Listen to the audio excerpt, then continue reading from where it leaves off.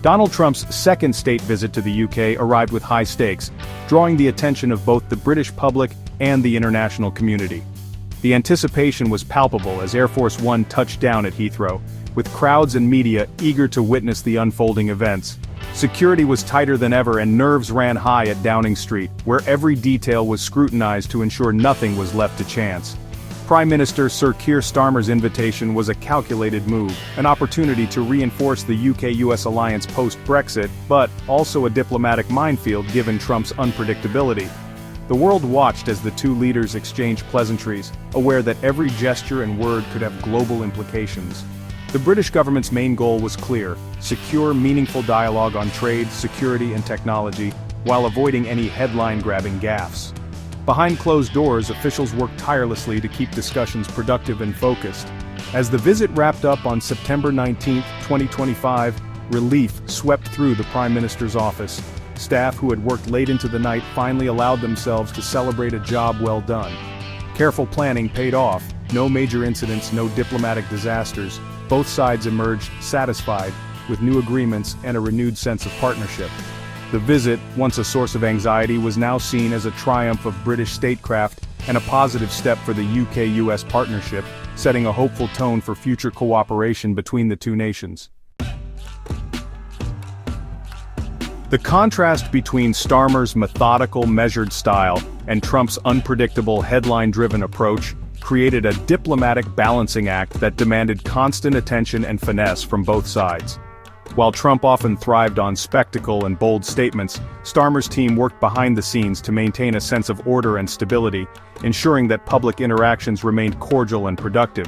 Starmer's advisors focused on respectful engagement, keeping disagreements private and presenting a united front in public, even when tensions simmered beneath the surface. Every event was carefully choreographed to highlight unity and cooperation, masking deep political differences that could have easily derailed the visit. The British strategy wasn't to change Trump's approach, but rather to keep the focus firmly on shared interests, such as trade, security, and the historic alliance between the two nations. By guiding Trump through a series of carefully planned events and diplomatic rituals, Starmer's government demonstrated it could handle even the most challenging and unconventional partners on the world stage. The visit wasn't about instant breakthroughs or dramatic announcements, but about building trust, opening lines of communication, and laying the groundwork for future negotiations that could benefit both countries. In the end, the UK advanced its diplomatic goals, protected its national interests, and proved its ability to navigate even the most delicate international relationships with skill and composure. Beneath the ceremony, real policy rifts emerged, most notably over Palestinian statehood and immigration. Starmer's push to recognize Palestine clashed with Trump's pro-Israel stance, while Trump's comments on UK border security risked stirring controversy. Yet both leaders handled disagreements with restraint, framing them as respectful differences rather than public spats. At their joint press conference, Trump acknowledged policy gaps but avoided escalation. This approach allowed both sides to defend their positions without damaging the alliance. The UK proved it could stand firm on its policies while keeping the US relationship intact. The visit's success lay in compartmentalizing disagreements and focusing on common ground. The joint press conference was the visit's biggest test, with the potential for a single question to spark crisis. Starmer remained calm and clear, reinforcing his image as a steady leader. Trump, faced with a pointed question about his ties to Lord Mandelson, simply denied knowing him, shutting down the topic instantly. The moment showcased Trump's media instincts and the UK's ability to keep the focus on diplomacy. Both leaders emerged unscathed, controlling the narrative and avoiding scandal.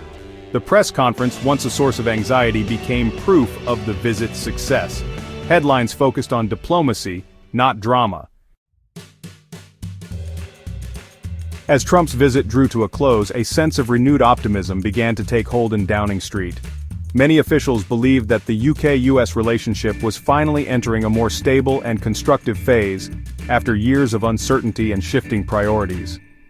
The highlight of the visit was undoubtedly the signing of the Tech Prosperity Deal, a landmark agreement that signaled deeper cooperation on innovation, artificial intelligence, and emerging technologies.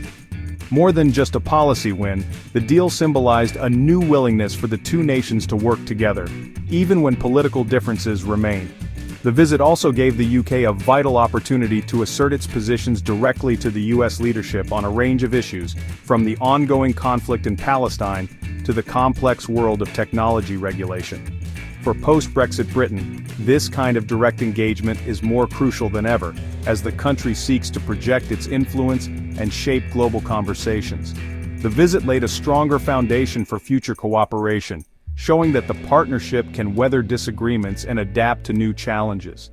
The real challenge now is to turn this goodwill into lasting strategic gains that benefit both sides.